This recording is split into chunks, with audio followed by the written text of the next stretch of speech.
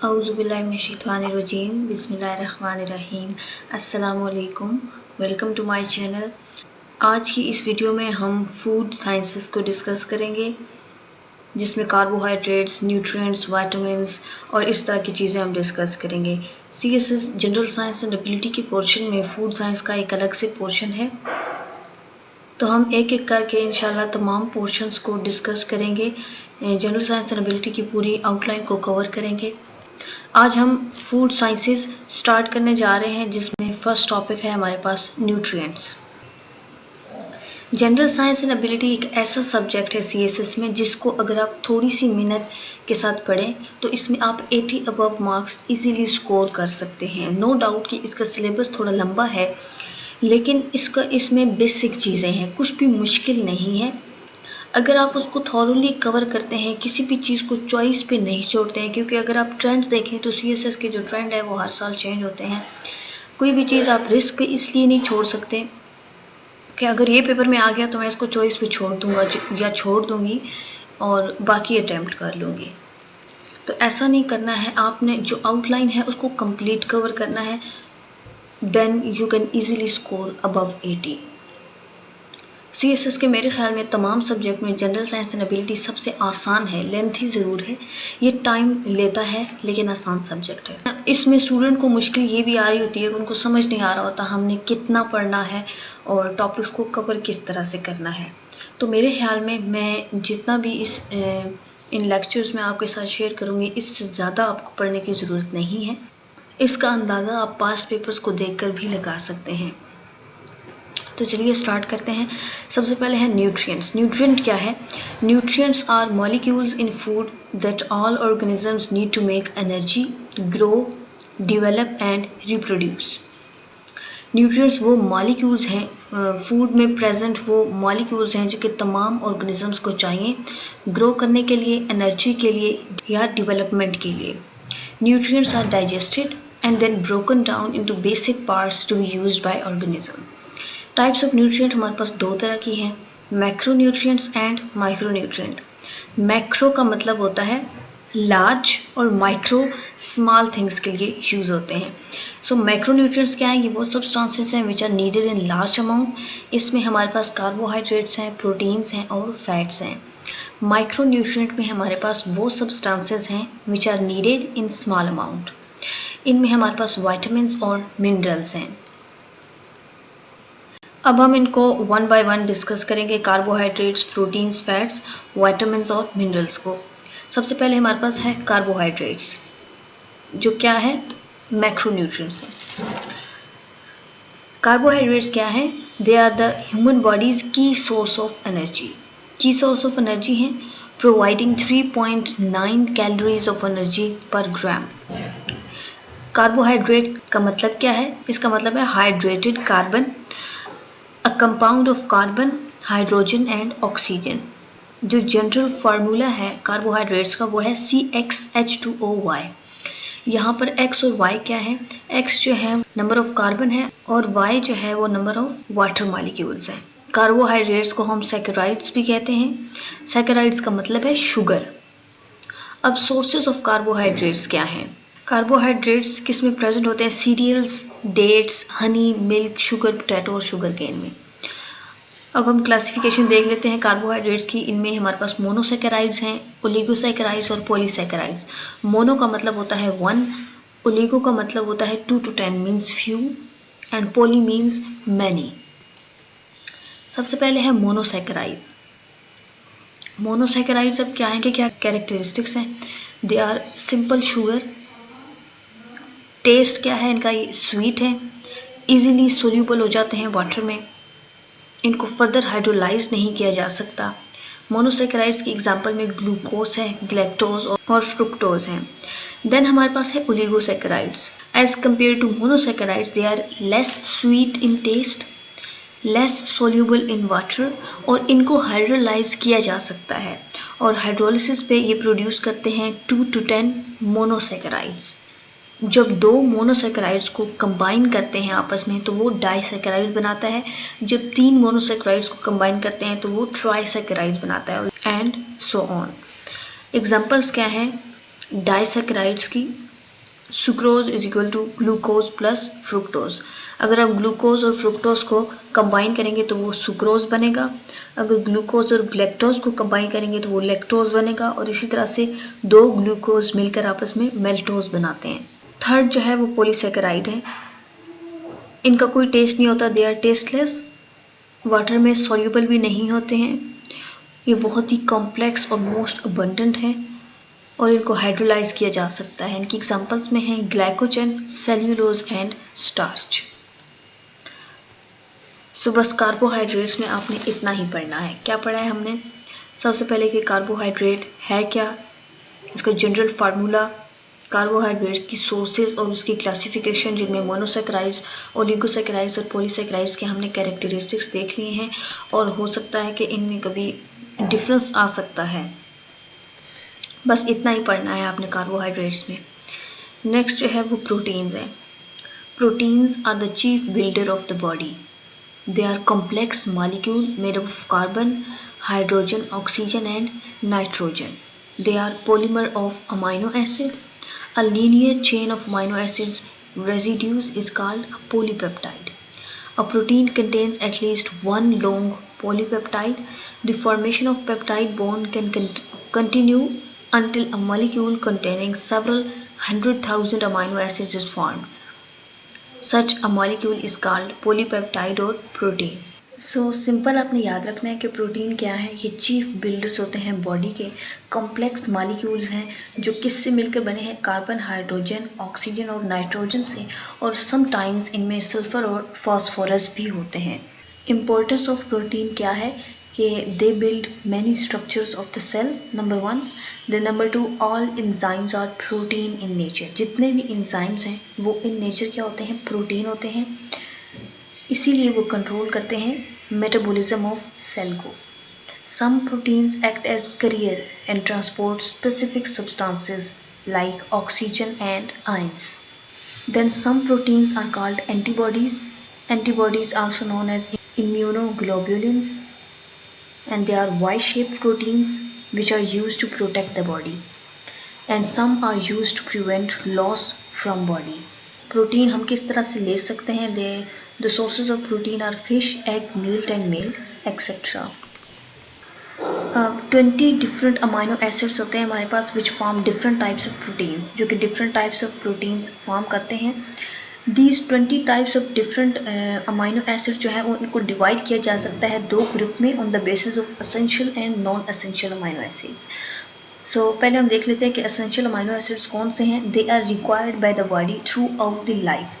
Through out the life ये body को require होते हैं, और ये हम बाहर से लेते हैं। They are taken by body from outside, already body में प्रेजेंट नहीं होते बल्कि आप इन्हें बाहर से लेते हैं। Their deficiency causes different diseases, और अगर इनकी कमी हो तो आपको डिफरेंट डिजीजेस का सामना हो सकता है। असेंशियल अमाइनो एसिड्स में है लाइजाइन, वेलाइन और आर्जिनाइन। देन है नॉन असेंशियल अमाइनो एसिड्स, ये उनका उलट है। They are not required by body throughout the life. Then they can be manufactured from other amino acids or from simpler compounds already present in our body. ठीक है, जो दूसरे amino acids हैं या जो सिंपलर कंपाउंड्स जो कि already हमारी बॉडी में प्रेजेंट होते हैं उन्हीं से मैन्युफैक्चर हो सकती हैं, और इनकी जो डेफिशिएंसी है, इनकी कमी है, वो कोई सीवियर प्रॉब्लम्स कॉज नहीं करती है। अमाइनो एसिड्स की एग्जांपल में हमारे पास ग्लूटामिक एसिड, ग्लूटामाइन और ग्लाइसाइन है। अच्छा, प्रोटीन की जो रिक्वायरमेंट है वो मैं आपको बता देती हूँ। नॉर्मल प्रोटीन रिक्वायरमेंट जो किसी अडल्ट की है वो 1 ग्राम या 1 किलोग्राम है बॉडी वेट के। हाउएवर जो ग्रोइंग चिल्ड्रन हैं, जो प्रेग्नेंट या फिर नर्सिंग मदर्स हैं, उनको ज़्यादा प्रोटीन चाहिए होती है, और प्रोटीन हमें 4.1 calories of energy per gram provide करती है। नेक्स्ट टॉपिक है फैट्स एंड ऑयल, जिन्हें हम लिपिड्स कहते हैं। So fats are called lipids and are macronutrient in body that stores energy, जो कि एनर्जी को स्टोर करते हैं। Fats have long chains of carbon and hydrogen. इनकी लॉन्ग चेन्स होती हैं कार्बन और हाइड्रोजन की, जो कि बहुत सारी एनर्जी को स्टोर करते हैं केमिकल बॉन्ड्स में। लिपिड्स का जो बेसिक यूनिट है दैट इज ट्राइग्लिसराइड। ट्राइग्लिसराइड कैसे बनता है? ग्लिसरॉल प्लस 3 फैटी एसिड, ये मिलकर ट्राइग्लिसराइड बनाते हैं। टाइप्स ऑफ लिपिड्स क्या है? Saturated fat, unsaturated fat. Saturated fat जो है वो सॉलिड है एट रूम टेम्परेचर, जिसकी वजह से उसे सॉलिड फैट भी कहते हैं, और ये मोस्टली प्रेजेंट होता है एनिमल फूड में, जैसा कि मिल्क, चीज़ या फिर मीट। इसके अलावा saturated fat is also present in tropical oils such as coconut oil, palm oil and cocoa butter. इसके अलावा जो फूड्स हैं मेड विद बटर, मार्गरीन या फिर केक्स, कुकीज़ और जो दूसरे डेजर्ट्स हैं उनमें भी काफ़ी ज़्यादा सैचुरेटेड फैट प्रेजेंट होता है। नेक्स्ट जो है वो क्या है? Unsaturated fat, that is the liquid at room temperature. Plants में जो ऑयल होता है मोस्टली ये अनसैचुरेटेड फैट उसमें प्रेजेंट होता है। और हम अनसैचुरेटेड फैट को सैचुरेटेड फैट में कैसे कन्वर्ट कर सकते हैं? तो इसके लिए प्रोसेस जो यूज़ होता है उसे हाइड्रोजनेशन कहते हैं। Process of hydrogenation is use to convert unsaturated fat to saturated fat. थोड़ी सी अगर हम इसकी प्रॉपर्टीज़ देख लें लिपिड्स की, तो ये रिलेटिवली इनसॉल्यूबल होता है वाटर में और सॉल्यूबल होता है नॉन पोलर ऑर्गेनिक सॉल्वेंट्स में, लाइक ईथर हो गया, क्लोरोफॉर्म या मिथेनॉल। इसके अलावा लिपिड्स की प्रॉपर्टीज पे आप ये दो भी लिख सकते हैं कि fats contains saturated fatty acids and they are solid at room temperature, for example animal fats. And then आप इसकी प्रॉपर्टीज में ये भी लिख सकते हैं that plant fats are unsaturated and are liquid at room temperature. Okay, next जो है वो कोलेस्ट्रॉल है। कोलेस्ट्रॉल क्या है? ये लिपिड है, fat which is produced by the liver. Cholesterol is vital for normal body function के लिए जो है वो कोलेस्ट्रॉल काफ़ी ज़रूरी है। Every cell in our body has cholesterol in its outer layer. हमारी बॉडी में जो भी सेल प्रेजेंट्स हैं उनकी उस सेल की आउटर लेयर में कोलेस्ट्रॉल प्रेजेंट होता है। Liver produces more cholesterol when we eat a diet high saturated fats. ठीक है, जब हम अपनी डाइट में हाई सैचुरेटेड फैट्स ज़्यादा लेते हैं तो वो ज़्यादा कोलेस्ट्रॉल प्रोड्यूस करता है, और excess cholesterol can form plaque between layers of artery walls, making it harder for heart to circulate blood. ठीक है, जब हमारी बॉडी में कोलेस्ट्रॉल ज़्यादा हो जाता है तो फिर क्या फॉर्म होता है? प्लेक आर्टरी वॉल्स की लेयर में, जिसकी वजह से ब्लड सही तरह से सर्कुलेट नहीं हो पाता। सो यहाँ पर अगर किसी को ये समझ नहीं आ रही कि ये PLAQUE प्लेक क्या है, so they are the waste of fatty acids या कोलेस्ट्रॉल के, जो कि प्लेक बनाते हैं, जिसको हम प्लेक कहते हैं साइंस की लैंग्वेज में।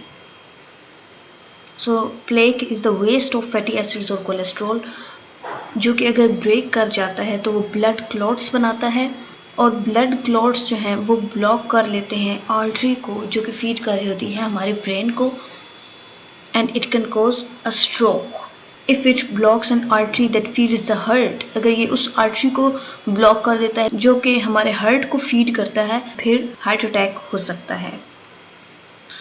Okay, cholesterol can not dissolve in blood, ये ब्लड में डिजॉल्व नहीं होता। It must be transported through blood stream by carriers called lipoproteins which got their name because they are made of fats, lipids and proteins, इसलिए इनको lipoproteins कहते हैं। Cholesterol की दो टाइप्स हैं, low density lipoprotein that is bad and high density lipoprotein that is good. Low density lipoprotein क्या है? It travels through bloodstream delivering cholesterol to the cell that needs it. If a body has too much low density lipoprotein, it can build up in the walls of arteries which form a fatty deposit called plaque. Then high density lipoprotein, it helps remove of excess cholesterol from cells, tissues and from plaque in blood vessels. High density lipoprotein returns excess cholesterol to liver which removes it from the body. Heart is made of muscle cells. Heart किससे बना है? Muscle cells से बना है. These cells, just like other cells in the body, must receive oxygen and food through circulatory system. So in cells को भी चाहिए oxygen चाहिए होता है और फूड चाहिए होता है सर्कुलेटरी सिस्टम के थ्रू। जो ब्लड वेसल्स हैं वो सप्लाई करते हैं ऑक्सीजन और food, to heart and are called coronary arteries. वो ब्लड वेसल्स जो कि सप्लाई करती हैं ऑक्सीजन और फूड हार्ट को, उन्हें हम क्या कहते हैं? Coronary arteries. A hard substance called plaque can build up in the walls of coronary arteries. ठीक है, जो हमने ऊपर पढ़ा है प्लेक कैसे फॉर्म होता है वो ऑलरेडी आप पढ़ चुके हैं. सो ये एक हार्ड सब्सटेंस होता है जो कि बिल्ड अप हो जाता है कोरोनरी आर्टरीज में, जो सप्लाई कर रही होती हैं ऑक्सीजन और फूड हार्ट को. और ये प्लेक किससे बना होता है? मेड ऑफ फैट या फिर दूसरे सेल से. और ये कोरोनरी आर्टरीज उस प्लेक की वजह से नैरो हो सकती हैं और कभी कभार ब्लड क्लॉट भी वहाँ पर फॉर्म हो सकता है जो कि ब्लॉक कर देता है कोरोनरी आर्टरीज को, और वो फूड और ऑक्सीजन हार्ट तक नहीं पहुँच पाता और ब्लड सर्कुलेशन सही से नहीं हो पाती. Due to this the blood can not reach the part of the heart. और ये जो पार्ट है हार्ट का, this part of heart begins to die due to lack of oxygen and food. So oxygen और food की कमी की वजह से हार्ट का जो ये वाला हिस्सा है that begins to die. The death of the part of heart is called a heart attack और myocardial infarction. If too much heart muscle dies, the heart is unable to pump the blood and the person could die. तो अगर ज़्यादा muscles जो है वो die हो जाती हैं और हार्ट ब्लड पंप नहीं कर पाता तो फिर पर्सन की जो है वो इंडिविजुअल की डेथ हो सकती है. That's all for today's video. आज की इस वीडियो में हमने कार्बोहाइड्रेट्स, प्रोटीन्स, लिपिड्स, फैट्स और ऑयल्स को पढ़ा है. नेक्स्ट वीडियो में हम विटामिन्स और मिनरल्स को देखेंगे. होप्स हो कि ये वीडियो आपके लिए यूज़फुल रही हो. अगर आप इसी तरह से और वीडियोस देखना चाहते हैं तो मेरे चैनल को सब्सक्राइब करें और साथ में मौजूद बेल बटन को प्रेस कर दें ताकि आपको मेरी आने वाली तमाम वीडियोस का नोटिफिकेशन मिल सके. Thanks for watching. अल्लाह हाफिज़.